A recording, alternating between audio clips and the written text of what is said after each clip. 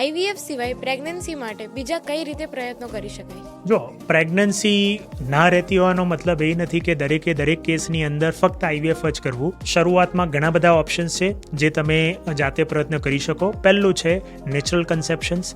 એટલે natural conception માટે ફિમેલમાં માસિક્સની જે સાયકલ્સ છે એનો સમયગાળો નક્કી કરીને તમે ઓવ્યુલેશન વિન્ડો ટ્રેક કરીને એ ઓવ્યુલેશન વિન્ડોમાં ઓલ્ટરનેટ ડે રિલેશનશિપ રાખો છો તો પ્રેગ્નન્સીના ચાન્સીસ છે સારા રહી શકે છે. એ પછીનું સ્ટેજ તમે દવાઓથી પણ બીજ જો ના બનતા હોય તો બીજ બનાવવાની ટ્રીટમેન્ટ કરી અને ઓવ્યુલેશનના ટાઈમમાં તમે ઓલ્ટરનેટ ડે રિલેશનશિપ રાખી શકો. એ સિવાય તમે આઈયુઆઈથી બી પ્રયત્ન કરી શકો. જો કોઈ ફાઇબ્રોઇડ, એન્ડોમેટ્રોસિસ કે બ્લોક ફેલોપિયન ટ્યુબ જેવા ફેક્ટર્સ હોય તો એમાં સર્જિકલ મેનેજમેન્ટ છે એ કરી શકો.